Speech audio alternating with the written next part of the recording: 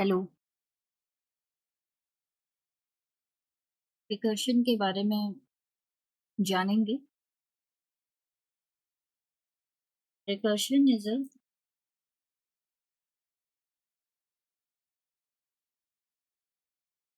recursion is self-calling function that is inside the definition of function same function is called.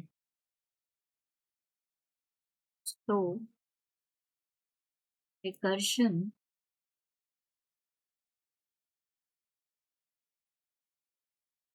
recursion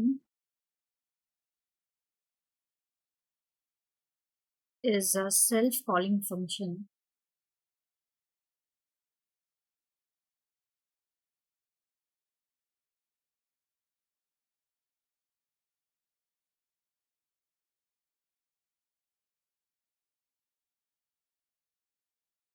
that is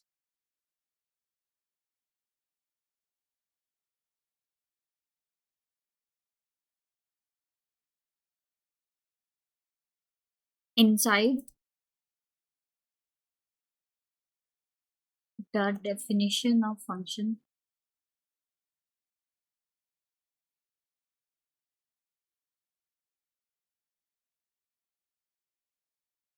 thing same function is called.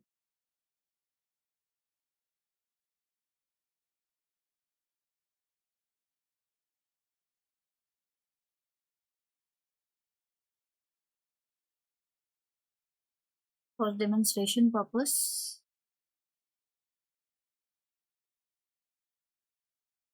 show you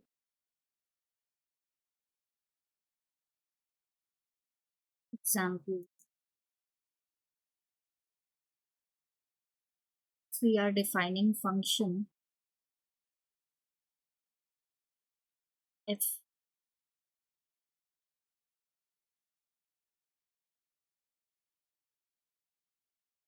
we are opening the function body,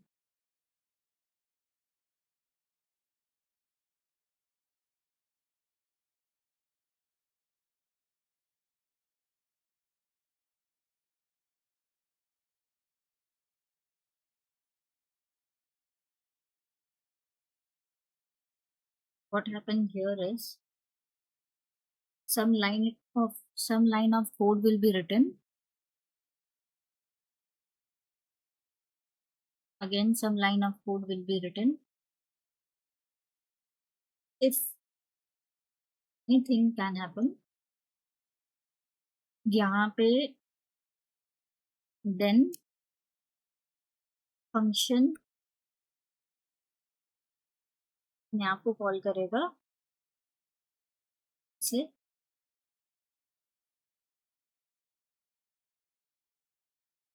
यहाँ अगर some line of code अगर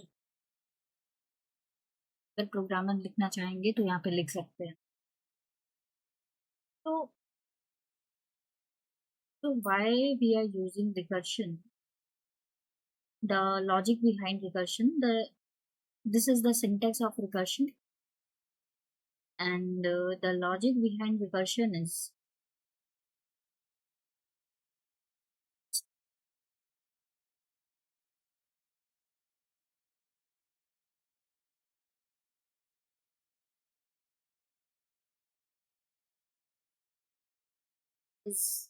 solving bigger problem using smaller problem is called recursion. The next definition, जैसे जैसे definition आते जाएगा वैसे वैसे और क्लैरिटी होगा. सिर्फ एक ही definition नहीं है recursion का.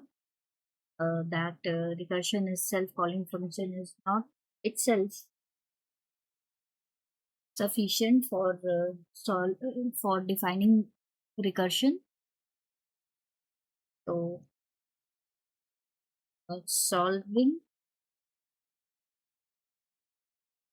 solving bigger problem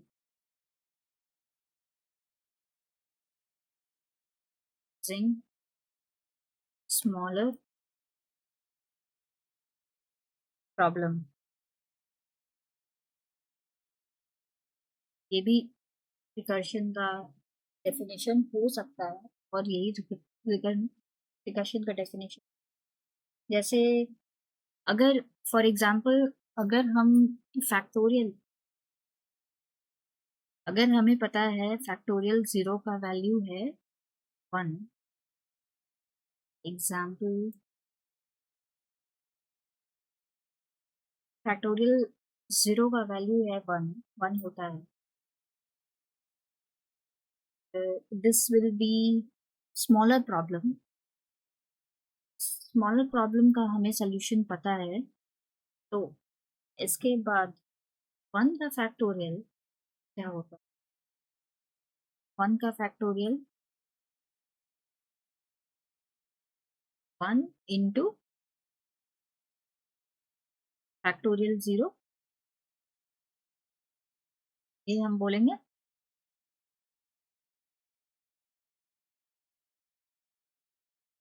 ये हमें बोलना चाहिए। तो ये अगर if we know this one, अगर ये नोन है, अगर ये नोन होगा तो ये होगा, तो ये इसका हमें पता चल जाएगा। ऐसे in solving bigger problem using smaller problem is called recursion. For example, I have given the example also. Next statement है, we know solution of a smaller problem and we use this solution to resolve bigger problem.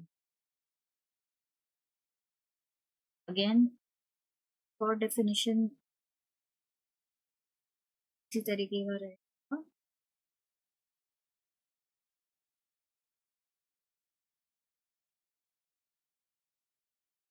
यहाँ पे मैं बता दूँ,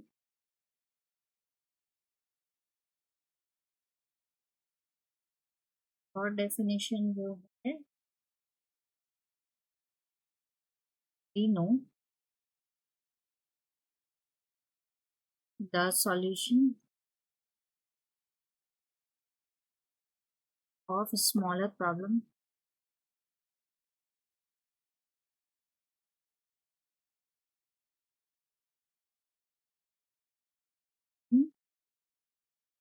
we use this solution to solve bigger problem. Use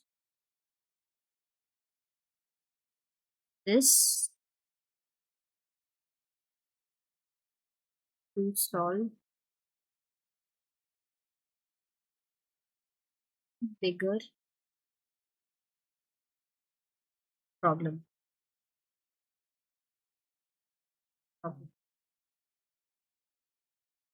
ये इस तरीके से, जैसे हमने जीरो का फैक्टोरियल 0 का आंसर 1 होता है, और ये सोल्यूशन हमें पता है, तो फैक्टोरियल 1 का भी हम लोग निकाल सकते हैं कि आंसर क्या होगा। 1 इंटू फैक्टोरियल 0 करेंगे तो आंसर होगा फैक्टोरियल 1 का, जो कि 1 होता है। और अगर फैक्टोरियल 2 का वैल्यू पता है, अगर फैक्टोरियल 1 का वैल्यू पता है, तो फैक्टोरियल 2 का भी निकालने में, सोल्यूशन निकालने में इजी होगा। फैक्टोरियल 2 का वैल्यू होता है फैक्टोरियल 1 इंटू और 2 इंटू फैक्टोरियल 1। इस तरीके से solving smaller solving bigger problem using the solution of smaller problem. Solution हमें पता है कि फैक्टोरियल 1 का वैल्यू क्या होता है, ये, और factorial 2 is equals to 2 into factorial 1 हो जाए। तो इससे फैक्टोरियल 2 का भी बिगर प्रॉब्लम है, उसका सोल्यूशन आ जाएगा। हम्म, तो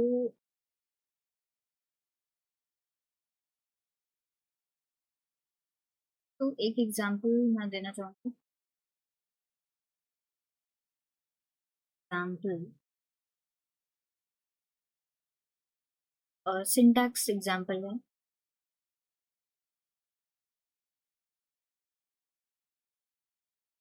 तो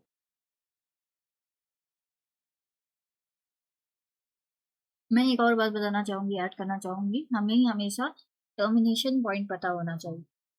और टर्मिनेशन पॉइंट अगर पता होता है तो टर्मिनेशन कंडीशन कह लीजिए या फिर टर्मिनेशन पॉइंट कह लीजिए, वो पता होना चाहिए। जो टर्मिनेशन पॉइंट होगा ये फैक्टोरियल 0 है। अगर फैक्टोरियल 2 का आंसर निकालना है तो फैक्टोरियल 0 का आंसर हमें पता है कि ये पहले हम निकालेंगे, फिर उसके बाद ये वाली निकालेंगे, फिर उसके बाद ये वाली निकालेंगे। बेटेंगे पहले ये निकालेंगे, फिर उसके बाद ये निकालेंगे, फिर उसके बाद ये जो प्रॉब्लम है, बिगर प्रॉब्लम है, इसको ये खुद ब खुद सॉल्व होते जाएगा। तो बताना चाहूंगी फैक्ट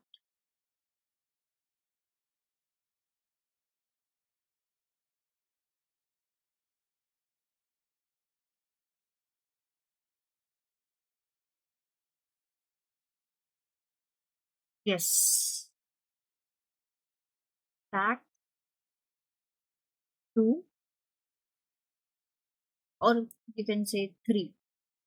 फैक्ट 3 का जो होगा, fact 2 will be called first,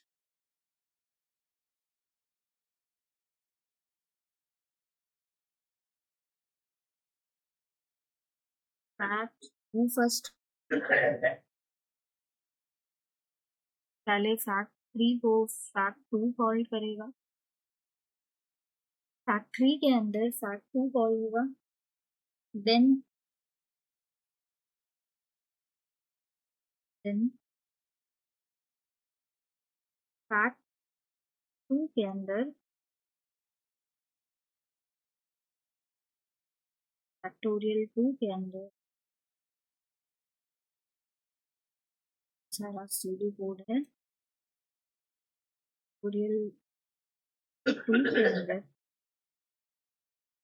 2 की गेटिंग माय पॉइंट, factorial 2 के अंदर factorial 1 का कॉल होगा।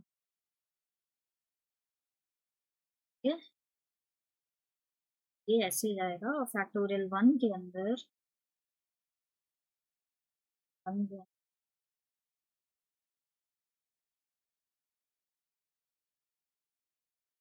फैक्टोरियल 1 के अंदर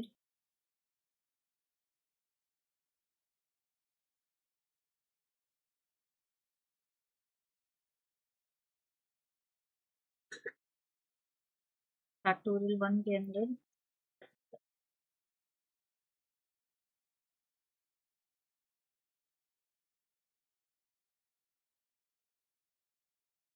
फैक्ट 0 कॉल, फैक्ट 0 का आंसर हमें पता रहेगा। हाँ, if we know the answer of fact 0 तो ये सबसे पहले ऑर्डर क्या रहेगा, पहले ऑर्डर रहेगा, हमें आंसर पता रहता है इसका, पहले आंसर इसका पता रहेगा ऑर्डर 1, ऑर्डर ऑफ एग्जीक्यूशन पहले 1 होगा इसका, ये सॉल्व हो गया। इसके सॉल्व होने के बाद ये हमें पता है, और फिर उसके बाद ये अगर आंसर इसका पता होगा फैक्ट 0 का, तो फैक्ट 1 का आंसर ऑर्डर ऑफ एग्जीक्यूशन 1 में आ जाएगा, एंड देन ये ऑर्डर ऑफ एग्जीक्यूशन 2 में फैक्ट 2 का आंसर आएगा, क्योंकि आंसर इसका पहले से पता होगा। और फैक्ट 2 का आंसर आने के बाद ऑर्डर ऑफ एग्जीक्यूशन 3 में आंसर आ जाएगा फैक्ट 3 का, जो हमारी रिक्वायर्ड थी। what is the factorial of 3? तो ऐसे ही solving bigger problem using smaller problem is called factorial, sorry, is called recursion।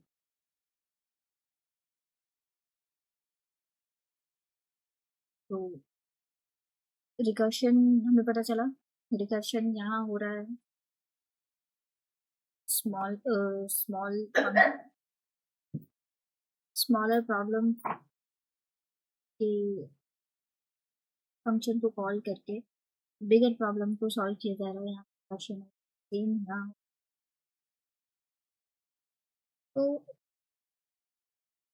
Question comes like till when you do have to till when you do recursion. हमें कब तक recursion करना है?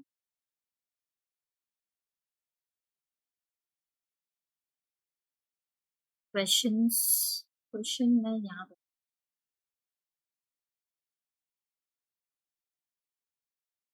Question है till when you do recursion. मेरे साथ बने रहे तो रिकर्शन की जो भी बातें हैं सारी क्लियर हो जाएगी। Till when you do recursion.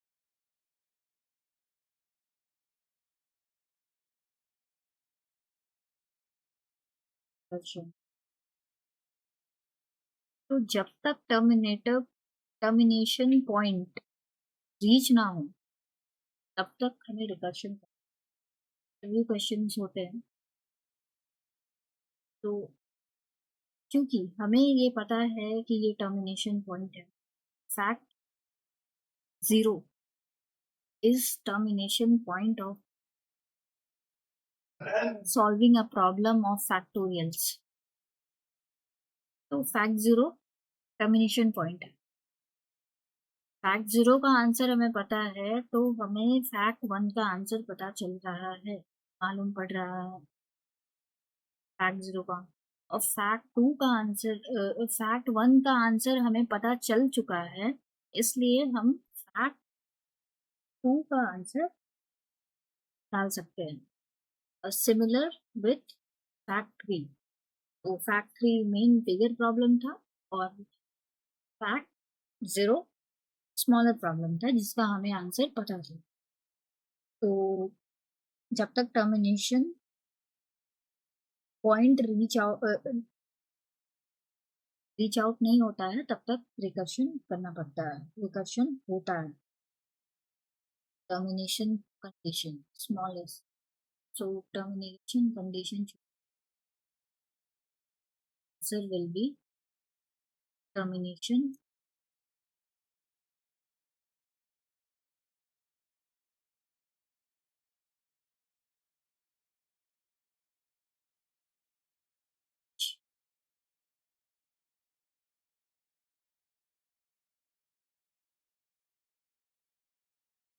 which is smallest problem of solution,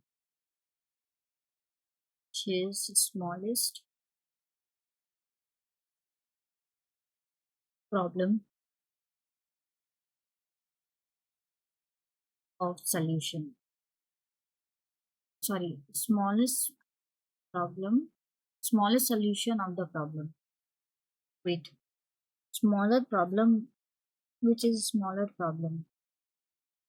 Yeah, smaller, which is smaller.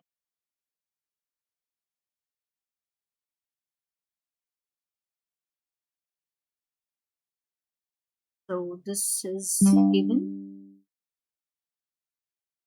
Next question comes like order of calling क्या होगा? Order of calling बता दो। Order of calling question is order of calling.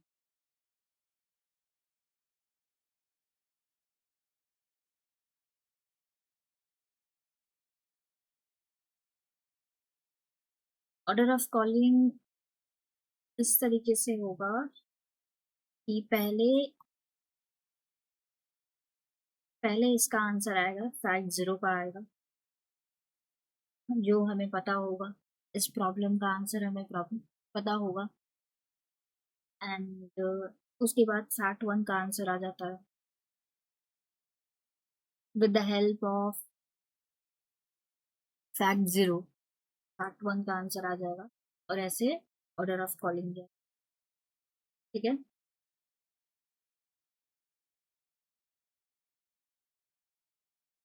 Order of calling इस तरीके से जाएगा. Answer is given. Next question comes like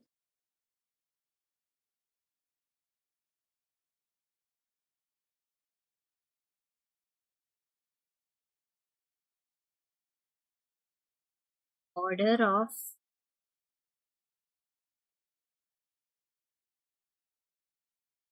execution.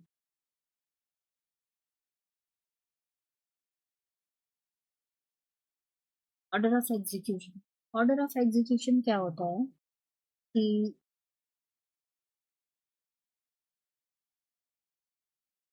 या फिर ऑर्डर ऑफ कंप्लीशन भी कह सकते हैं, एग्जीक्यूशन और कंप्लीशन. ऑर्डर ऑफ कंप्लीशन क्या होता है?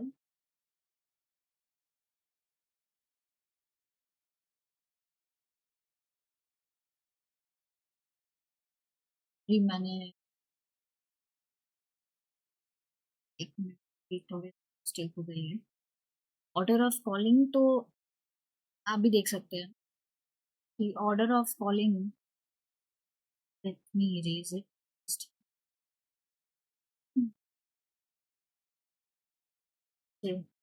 तो ऑर्डर ऑफ एग्जीक्यूशन ये होगा, पहले आंसर्स पता रहेगा फैक्ट 0 का, तो ये कंप्लीट होगा, फिर 1 के पास जाएगा. ये कंप्लीट होगा फिर 1 के पास जाएगा, और 1 का पता रहेगा तो 2 का आंसर मिलेगा. और ये ऑर्डर ऑफ कंप्लीशन ऐसे जाएगा इन दिस वे. लेकिन ऑर्डर ऑफ कॉलिंग क्या होगा? ऑर्डर ऑफ कॉलिंग इसका जस्ट उल्टा होगा. ऑर्डर ऑफ कॉलिंग इसका उल्टा होगा.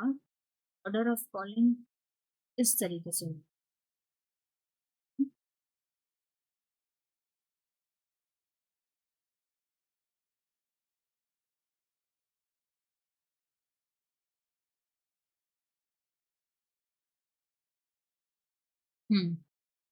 ऑर्डर ऑफ कॉलिंग पूरे इस तरीके से होगा, क्योंकि पहले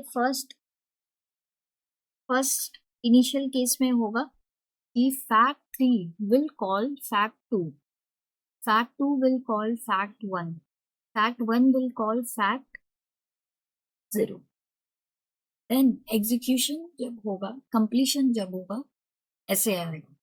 fact 0 give answer to fact 1, fact 1 will give answer to fact 2, and hence fact 3 will be solving the answer of itself with the help of smallest problem fact 2.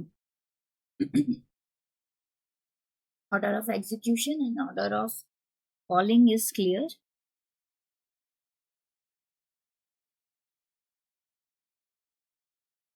And this order resembles which data structure behavior?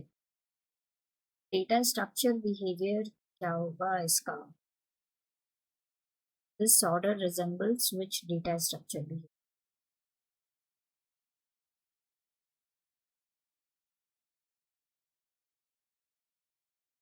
Question is this order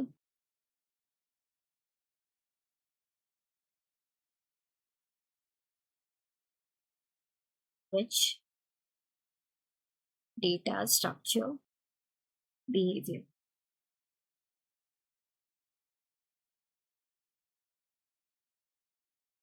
सा data structure का behaviour है. ये जो data structure का behaviour है, ये है stack data structure, जो यूज होता है फीफो के लिए. फीफो ऑपरेशन जिसमें होता है लास्ट इन फर्स्ट आउट. पर बता दूं, वेट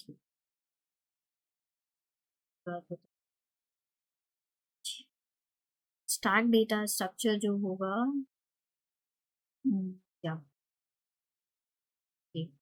खोलूं?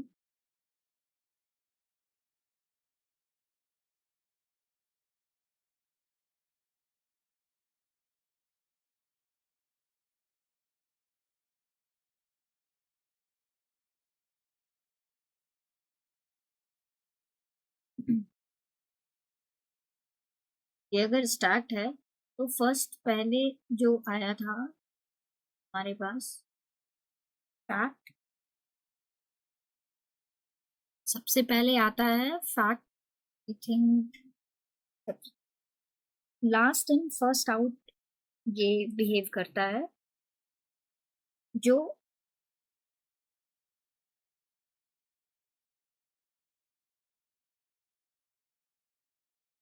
Last in first out in the sense, जैसे हमें सबसे पहले फैक्ट थ्री की आंसर जानना है, तो फैक्ट थ्री के आंसर जानने के लिए fact three will be called 8, fact three will be called, ठीक है।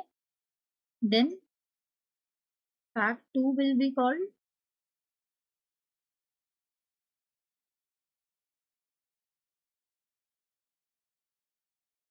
थ्री का हमें आंसर जानना है तो फैक्ट टू फिर आएगा, कॉल होगा, फिर फैक्ट वन कॉल होगा and then fact zero call होगा।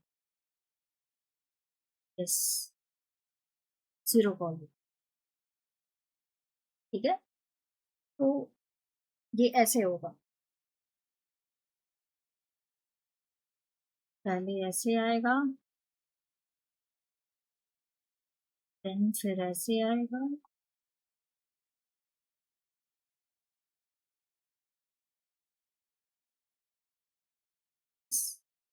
फिर उसके बाद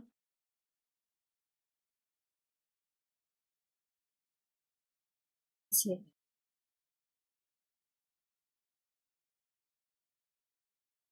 ठीक है। तो ये जो स्ट्रक्चर फॉलो होगा, ये जो लास्ट में इन होता है, जैसे जो लास्ट में इन होगा, ये ऑफ पहले होगा, आउट होगा पहले, ये आउट होगा पहले। Hope I am making sense है। ये ये होता है, तो इसका आंसर हो जाएगा, answer is last in first out, last in first out. अगर हमें फैक्टोरियल थ्री का आंसर निकालना है,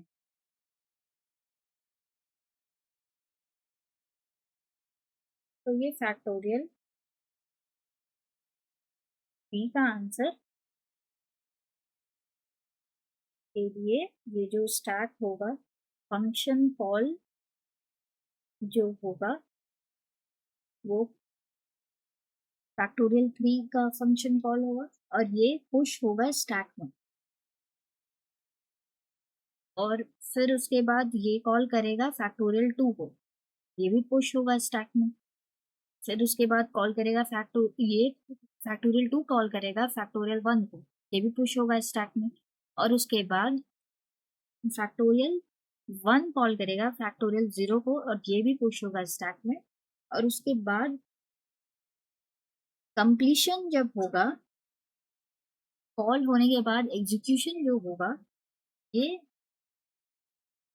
जो लास्ट इन हुए हैं और वही फर्स्ट आउट होंगे, तब ये एग्जीक्यूशन होगा। पॉप जैसे जैसे होते जाएगा वैसे वैसे एग्जीक्यूशन होते जाएगा, और वैसे फैक्ट थ्री का आंसर आएगा। तो what if we don't use stack, अगर हम, एक और क्वेश्चन आता है कि अगर हम स्टैक यूज नहीं करते हैं तो क्या होगा।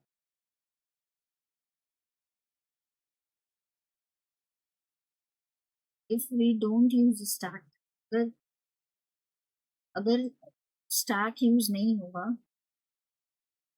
What if we don't use stack,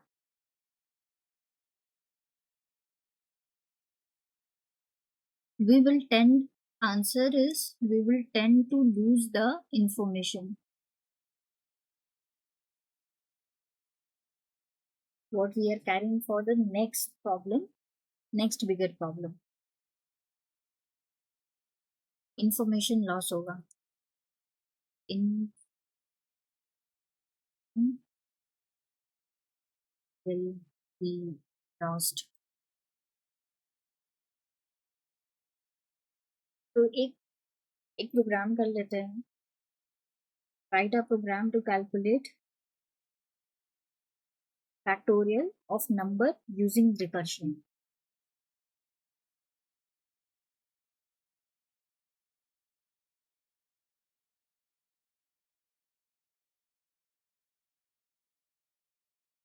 Next है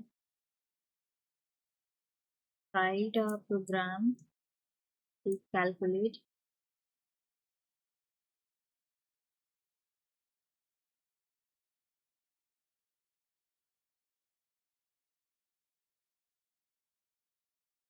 factorial of number using recursion.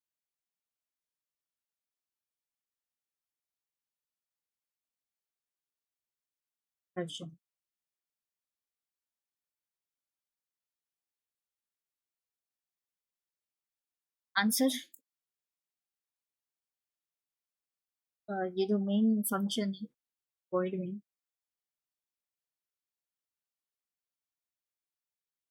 void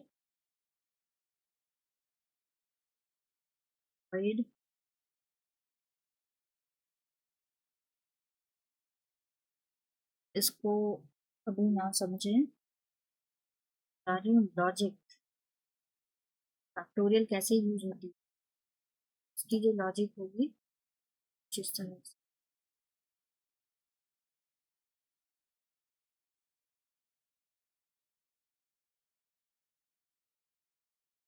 logic होगी कुछ इस तरीके से होगी.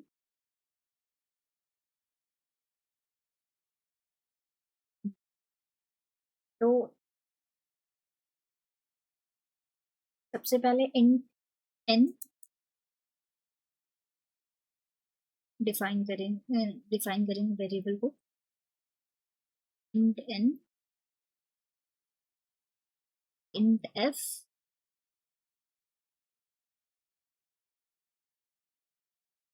and then int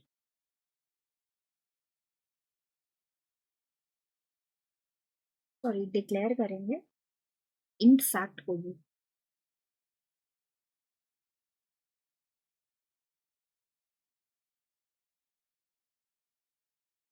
क्योंकि एक ये फंक्शन है. int fact is a function because it itself making sense with some name followed by a parenthesis bracket. This is the syntax of function. तो सबसे पहले उसके बाद नंबर एंटर करवा लेंगे, इनपुट करवा लेंगे printf f enter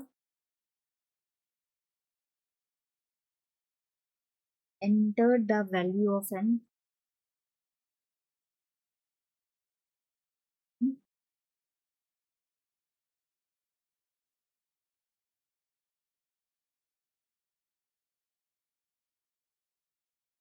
ठीक है. इसके बाद स्कैनफ करेंगे इनपुट के लिए.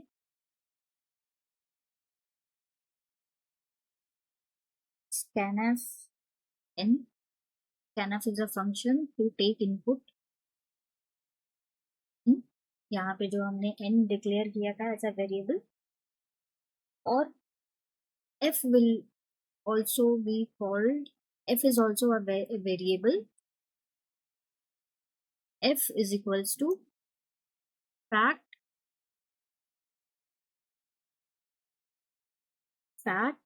fact is also we declare as it as function. So f equals to function n, ठीक है। इसके बाद क्या है, जो आएगा प्रिंट एफ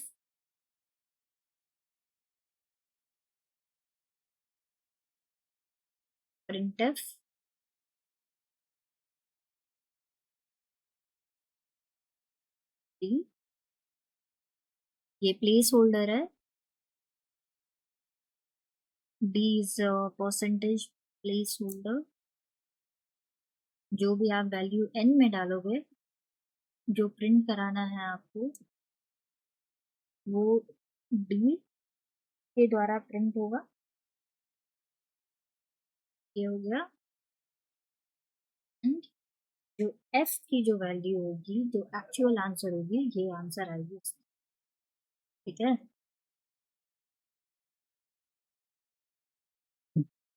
प्रिंट एफ, तो ये जो बेसिक हमने ये ड्रॉ करा है,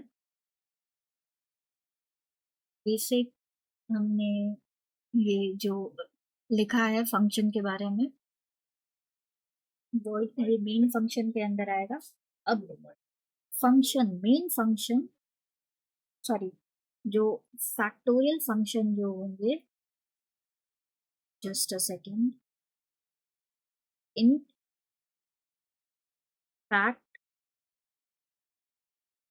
फैक्ट यहाँ पे आर्ग्यूमेंट डालेंगे, इंट फॉर्मल आर्ग्यूमेंट डालेंगे, इंट n, एंड देन जो होगा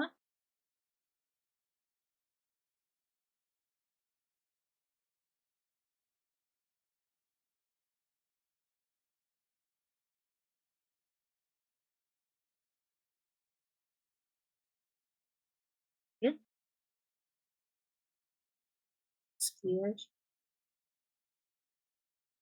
तो इफ अगर n इज इक्वल्स टू 0, जिसकी वैल्यू हमें पता है, अगर n 0 होती है तो रिटर्न होगा 1, रिटर्न 1, कंप्लीट हुआ, ठीक है।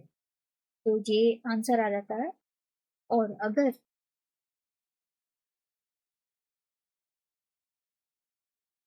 ये आंसर आ जाता है, और अगर और अगर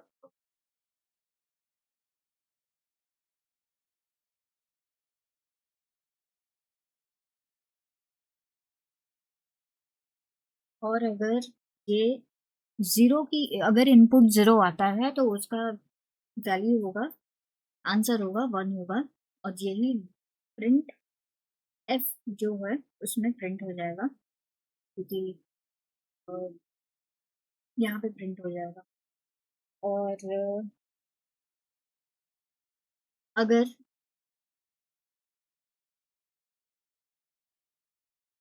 अगर ऐसा नहीं होता है, अगर n 2 होता है, 3 होता है, मान के चलते हैं 3 होता है, इस n is 3, हाइपोथेटिकली सोचते हैं कि अगर n 3 है,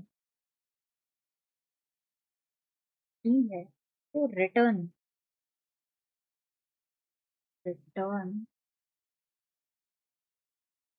return n is equals to, sorry, n into fact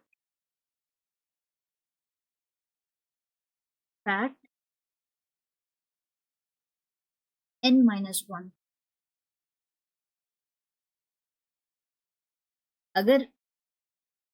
अगर ये 3 है, अगर ये जो हमने इनपुट डाला है 3, तो ये n जीरो नहीं है, जीरो नहीं है, तो उसके बाद जो होता है n इज इक्वल्स टू 3 है हमारा, तो n इंटू 3 इंटू फैक्ट जो हमने डाला था, फैक्ट n क्या था, 3 माइनस 1 क्या होगा, 2 होगा। n 3 था, तो अब ये हो जाएगा, यहाँ पे 2 हो जाएगा। ये ये जो फैक्ट है अपने आप को ही कॉल कर रहा है n-1 करके, और इसके बाद अब 2 जाएगा यहाँ पे। 2 is not again 2 is not again equals to 0, then फिर से 2, फिर से यहाँ पर 2, अब n2 हो चुका है, 2 इंटू n-1 1 होगा, 1 होगा। फिर उसके बाद फिर से ये ऐसे आएगा, फैक्ट 1 हो चुका है, तो ये बार बार रिकर्शन अपने आप में कॉल करेगा। फैक्ट 1 हो चुका है, फैक्ट 1 होने के बाद फैक्ट 1 मीन्स 1 इंटू 1-1 0, 0 हो गया। 0 होने के बाद इफ ये सारा जो ऑर्डर ऑफ कंप्लीशन है स्टोर होकर के इंटू होते जा रहा है n से, जैसे पहले बार बार लूप बार बार ये होते जा रहा है क्योंकि बार बार फंक्शन कॉल होते जा रहा है। तो if n is equals to 0 तो रिटर्न 1। तो इस तरीके से ये सॉल्व होते जा रहा है। अब सबसे बड़ा एक और क्वेश्चन है ये, फैक्ट का, how to write a program of factorial of number using recursion, write a program to calculate factorial of a number using recursion। ये कंप्लीट हो गया है। अगर कुछ प्रॉब्लम होगा तो मुझे बताइएगा इसमें। तो यहाँ पे एक क्वेश्चन है how to think of program recursion program को कैसे हम लोग सोचते हैं। अगर क्वेश्चन आ जाता है तो इसको जगल कैसे करेंगे, थिंकिंग प्रोसेस, थिंकिंग थिंकिंग कैसे होगी। Recursion means doing same thing again and again, so we will try to do thing that what should be done again and again. We will try to think what should be done again and again, and then we we want we will know what is the termination point, where to stop. तो try same क्या होना चाहिए, बार बार बार बार क्या होना चाहिए, ये ऐसे सोचना होगा रिकर्शन के लिए। Recursion means doing same thing again and again, so try to think what should be done again and again. Try to think what should be done again and again and again. Okay, and when, and सबसे बड़ा एक और जरूरत है when to stop, again and again and when to stop। सबसे बड़ा जरूरत है know about when to stop, when to stop। ठीक है। तो hence every recursion program has 2 point, termination condition, और यही सबसे पहले हमें जानना होगा। जैसे हमने यहाँ पे यूज किया टर्मिनेशन कंडीशन, ये होना चाहिए, और टर्मिनेशन कंडीशन हमें जानना होगा condition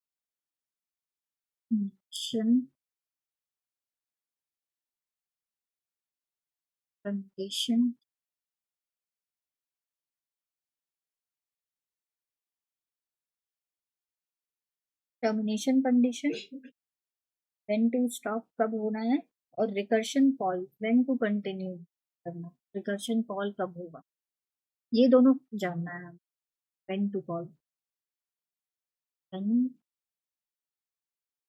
और what to call recursion call recursive call ये थिंकिंग प्रोसेस रहेगा रिकर्सिव कॉल ये थिंकिंग प्रोसेस रहेगा कि ऑर्डर ऑफ थिंकिंग प्रोसेस रहेगा पहला और दूसरा ये प्रॉब्लम सॉल्व नहीं हो अगर कुछ समझ में नहीं आया है तो आप कमेंट कर सकते हैं और try to solve the doubt of over comment or I'll make the next video about it.